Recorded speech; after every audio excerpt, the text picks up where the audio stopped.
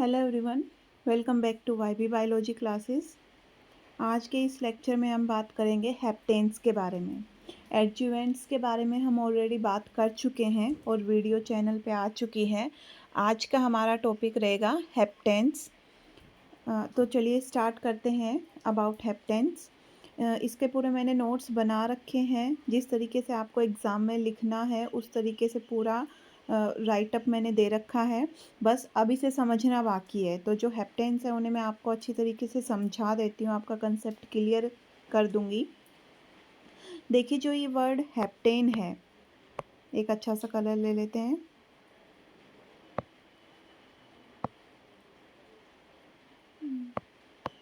जो ये word heptane है, ये एक ग्रीक वर्ड हेप्टीन से लिया हुआ है। कि ग्रीक लैंग्वेज में एक वर्ड होता है हेप्टेन, जिसका मतलब होता है टू ग्रास्प। तो जो हेप्टेन है वो एक ग्रीक वर्ड है जो कि हेप्टीन से लिया गया है, जिसका मतलब क्या होता है? ग्रेस्प, किसी भी चीज़ को होल्ड करना, पकड़ना, ग्रास्प करना।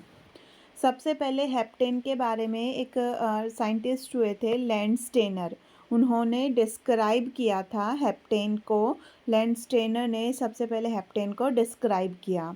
एक्चुअल में जो ये हेप्टेन्स हैं वो ऑर्गेनिक कंपाउंड्स हैं, जिनकी प्रॉपर्टी एंटीजेनिक तो है, मतलब वो एंटीजन की तरह तो बिहेव करेंगे, but these are not immunogenic. But ये बॉडी में किसी भी तरह का इम्यून रिस्पॉन्स नहीं जनरेट कर सकते। These are fail to induce immune response in their native form, मतलब जो इनकी ओरिजिनल फॉर्म है, जो इनकी रियल फॉर्म है, अगर उस फॉर्म में ये प्रेजेंट है तो ये किसी भी तरीके का इम्यूनोजेनिक रिस्पॉन्स जनरेट नहीं कर सकते, किसी भी तरीके की इम्यूनिटी को इंड्यूस नहीं कर सकते हमारी बॉडी में।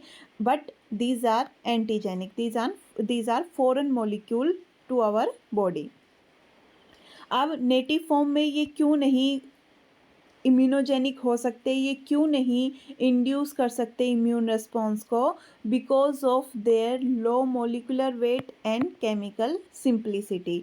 ये केमिकली इतने सिंपल हैं और इनका इतना लो मोलिकुलर वेट है कि ये फेल हो जाते हैं इंड्यूस करने के लिए इम्यून रिस्पॉन्स को इन देयर नेटिव फॉर्म। तो इन्हें क्या करना पड़ेगा? इन्हें किन्हीं कपलिंग मॉलिक्यूल के साथ में बाइंड अप होना पड़ेगा, मतलब कि इन्हें कुछ लार्ज प्रोटीन के साथ बाइंड अप होना पड़ेगा, कपल करना पड़ेगा, जिन्हें हम क्या बोलते हैं? कैरियर। तो ये एक लार्ज कॉम्प्लेक्स बनाएंगे। जब हेप्टेन्स कैरियर मॉलिक्यूल जो लार्ज प्रोटीन है उनके साथ बाइंड अप होंगे तो ये एक लार्ज कॉम्प्लेक्स बनाएंगे जिसका नाम है हेप्टेन कैरियर कॉन्जुगेट। और ये जो हेप्टेन कैरियर कॉन्जुगेट है ये है इम्यूनोजेनिक, इसलिए हमने इसका क्या नाम दिया है? Large immunogenic hapten carrier conjugate. तो इसके नाम से ही समझ में आ रहा है कि ये बड़ा होगा, देन इम्यूनोजेनिक होगा, मतलब ये इंड्यूस कर सकता है इम्यून रिस्पॉन्स को, और ये हेप्टेन और कैरियर मॉलिक्यूल का एक कॉन्जुगेट है। तो इनके नाम से ही चीज़ें हमें समझ में आ जाती हैं। फिर animals immunised with such A conjugate produce antibody specific for, मतलब कि जिन एनिमल के अंदर ये हेप्टेन कैरियर का जो कॉन्जुगेट इंट्रोड्यूस किया गया है, इंजेक्ट किया गया है, वो इम्यून रिस्पॉन्स शो करेंगे। उनके अंदर जो एंटीबॉडी प्रोड्यूस होंगी वो किस किस के लिए स्पेसिफिक है? एक तो वो हेप्टेन डिटर्मिनेंट के लिए स्पेसिफिक है, मतलब जो हेप्टेन है उसके ऊपर जो डिटर्मिनेंट प्रेजेंट है उनके अगेंस्ट एंटीबॉडी बनेंगी। दूसरा कि जो कैरियर प्रोटीन के ऊपर जो अनअल्टर्ड एपिटोप्स प्रेजेंट है, जो कि बिना किसी चेंज के एपिटोप प्रेजेंट है, उनके अगेंस्ट एंटीबॉडी बनेंगी। और तीसरी एंटीबॉडी बनेगी जो हेप्टेन और कैरियर के कॉन्जुगेट से जो कॉम्बिनेशन बना है, जो नए एपिटोप बने हैं, उनके अगेंस्ट एंटीबॉडी बनेगी। तो जो एंटीबॉडी है वो अगर हम किसी भी कॉन्जुगेट को डालते हैं, हेप्टेन और कैरियर का कॉन्जुगेट डालते हैं, like this one hapten carrier conjugate, अगर हमने ये जैसे हमने रैबिट के अंदर इंट्रोड्यूस किया तो उसमें इम्यूनिक रिस्पॉन्स देखने को मिले। अब जो इम्यूनिक रिस्पॉन्स है उनमें एंटीबॉडी बनी, तो जो एंटीबॉडी है वो यूँ नहीं कि सिर्फ हेप्टेन के लिए बन गई, सिर्फ कैरियर मॉलिक्यूल के लिए बन गई, या फिर सिर्फ इसके कॉन्जुगेट के लिए बन गई। अलग अलग एंटीबॉडी बनेंगी। हेप्टेन के लिए भी एंटीबॉडी बनेंगी, कैरियर के लिए अलग से एंटीबॉडी बनेंगी, और जो हेप्टेन कैरियर का जो कॉन्जुगेट है उसके लिए अलग से एंटीबॉडी बनेंगी। तो 3 तरीके की एंटीबॉडी हमें यहाँ देखने को मिलेंगी। अब जैसे हमने क्या किया, ये एक एग्जाम्पल दे रखा है कि हमने इन्फेक्शन करवाया विद हेप्टेन, सिर्फ हेप्टेन है, डीएनपी हमने हेप्टेन लिया, तो यहाँ पर हमने देखा कि किसी भी तरीके की कोई भी एंटीबॉडी फॉर्मेशन नहीं हुई, although this hapten is acting as an antigen but it is not an immunogenic. Protein carrier हमने लिया BSA, bovine serum antigen BSA, तो ये एंटी बीएसए एंटीबॉडी को बनाएगा और अच्छी खासी अमाउंट में बनाएगा। देन हमने क्या किया, हेप्टेन कैरियर कॉन्जुगेट लिया जिसमें हमने डीएनपी और बीएसए का एक कॉन्जुगेट बनाया, उसे बॉडी के अंदर इंट्रोड्यूस किया, तो उसके अगेंस्ट एंटीबॉडीज़ बनी, एंटी डीएनपी एंटीबॉडी भी बनी, एंटी बीएसए एंटीबॉडी भी बनी, और इन दोनों का जो कॉन्जुगेट था उसके लिए भी एंटीबॉडी बनी। लेकिन यहाँ देखने की बात क्या है कि जब हमने सिर्फ हेप्टेन डाला था तो कोई भी एंटीबॉडी की फॉर्मेशन नहीं हुई थी, लेकिन यहाँ पर जब हमने 3 का मिक्सचर डाला तो मेजरली जो एंटीबॉडी बनी है वो डीएनपी के लिए बनी है, बाकी इनके लिए माइनर है। लेकिन जब हमने सिर्फ बीएसए डाला था उस टाइम पे मेजॉरिटी किसकी थी, एंटी बीएसए एंटीबॉडी की। तो ये चीज़ नोट करने वाली है, थोड़ी समझने वाली है। By itself a hapten can't function as an immunogenic epitope, कि अकेला हेप्टेन इम्यूनोजेनिक नहीं है, but when multiple molecule of a simple hapten are coupled to a carrier protein, कि एक कैरियर प्रोटीन के साथ में मल्टीपल जो मोलिक्यूल है हेप्टेन्स के अगर वो जुड़ जाएं, कपल हो जाएं, इसको हम बोलते हैं इम्यूनोजेनिक होमोपोलीमर, क्योंकि हमने एक तरीके के मल्टीपल मॉलिक्यूल लिए हेप्टेन के। ये सारे जो हेप्टेन हैं वो एक तरीके के हैं और एक कैरियर, एक तरीके का कैरियर प्रोटीन है। तो हमने जो ये होमोपोलीमर लिया है, अब जो हेप्टेन है वो असेसेबल है to the immune system. Accessible to the immune system का क्या मतलब है कि भाई हमने सिर्फ ये हेप्टेन लिया, हमारी बॉडी में इंजेक्ट किया, ये हमारी बॉडी से मतलब समझ ही नहीं पा रही है, इतना छोटा सा लो मोलिकुलर वेट का इतना सिंपल मोलिक्यूल है कि हमारी बॉडी से इम्यूनोजेनिक मान ही नहीं रही। लेकिन अगर हम क्या करें कि इसी मॉलिक्यूल के मल्टीपल कॉपीज़ ले लें, मल्टीपल नंबर ले लें और उस नंबर को एक बड़े से कैरियर प्रोटीन के साथ में कंबाइन कर दें, तो जो हमारी बॉडी है वो इसे असेस कर सकती है और अब ये हमारी बॉडी के लिए एज एन इम्यूनोजन फंक्शन करेगा। जो लेंस टेनर थे उन्होंने रैबिट को इम्यूनाइज किया था with a heptane carrier conjugate and then tested the reactivity of rabbit's immune sera with that heptane and with closely related heptane coupled to a different carrier protein। कि इन्होंने एक experiment किया था lens tenor ने, उन्होंने क्या किया कि रैबिट को हेप्टेन कैरियर कॉन्जुगेट से इम्यूनाइज्ड कर दिया, देन इम्यूनाइज्ड करने के बाद मतलब उसकी बॉडी में इंजेक्टेड कर दिया, फिर उन्होंने क्या किया, टेस्ट की कि क्या क्या रिएक्टिविटी आई है रैबिट के इम्यून सिस्टम से। तो उन्होंने उसका इम्यून सीरम लिया और उन्होंने देखा कि जो कैरियर प्रोटीन है हेप्टेन है और जो क्लोजली रिलेटेड हेप्टेन है जिन्हें कैरियर प्रोटीन के साथ कपल अप किया गया है, उनके अगेंस्ट इम्यून सिस्टम एक्टिव हुआ है, उनके अगेंस्ट एंटीबॉडीज़ बनने लगी हैं। फिर उन्होंने क्या किया कि अमीनोबेंजीन के बहुत सारे डेरिवेटिव लिए एज एन हेप्टेन, कि हेप्टेन हमें क्या लेना है, उन्होंने हेप्टेन लिया अमीनोबेंजीन और उस अमीनोबेंजीन के बहुत सारे उन्होंने डेरिवेटिव्स लिए। तो जो लेंस टेनर थे उन्होंने क्या देखा, he founded that overall configuration of a hapten plays a major role in determining whether it can react with a given antibody or not, कि जो ओवरऑल कॉन्फ़िगरेशन है हेप्टेन की वो सबसे ज़्यादा मेजर रोल प्ले करेगी कि वो किसी गिवन एंटीबॉडी के साथ रिएक्ट करेगा या नहीं करेगा। जैसे इन्होंने एग्जांपल लिया, for example anti serum from rabbits immunised with aminobenzene or more of its carboxyl derivative coupled to a carrier protein reacted only with the original immunizing heptane and did not react with cross react with any of the other heptane। मतलब इन्होंने क्या किया कि जो rabbit का immunised anti serum था किसके against, अमीनोबेंजीन के अगेंस्ट, और उसके उन्होंने बहुत सारे डेरिवेटिव लिए थे। फिर इन्होंने इसे कैरियर प्रोटीन के साथ कपल किया तो इन्होंने देखा कि जो एंटीबॉडीज़ हैं वो सिर्फ ओरिजिनल फॉर्म के साथ ही रिएक्ट कर रही हैं, वो क्रॉस रिएक्ट नहीं कर पा रही। इसके लिए एक ये ऐसे फ्लो चार्ट बना रखा है कि reactivity of anti Sira with various हेप्टेन्स। जैसे हेप्टेन में हमने ये अमीनोबेंजीन लिया, ऑर्थो पोजीशन पे इस पे ये कार्बोक्सिलिक ग्रुप ऐड किया, मेटा पोजीशन पे किया एंड पैरा पोजीशन पे किया। तो ortho amino benzoic acid, Meta amino benzoic acid and para amino benzoic acid, ये ओरिजिनल फॉर्म ली, ये इसके कार्बोक्सिलिक डेरिवेटिव लिए। फिर हमने एंटी सीरम लिया, एंटी सीरम हमने अमीनो बेंजीन के अगेंस्ट लिया तो देखा कि इन दोनों में ही आपस में रिएक्टिविटी शो हो रही है, बाकी कहीं भी रिएक्टिविटी नहीं है, तो क्रॉस रिएक्टिविटी यहाँ देखने को नहीं मिली। फिर हमने एंटी सीरम से सिर्फ ऑर्थो अमीनो बेंजोइक एसिड के अगेंस्ट एंटीबॉडी ली तो हमने देखा वो सिर्फ उस हेप्टेन से ही रिएक्ट कर रही है जिसका component ortho amino benzoic acid है, वो बाकी हेप्टेन के साथ रिएक्ट नहीं करेगी।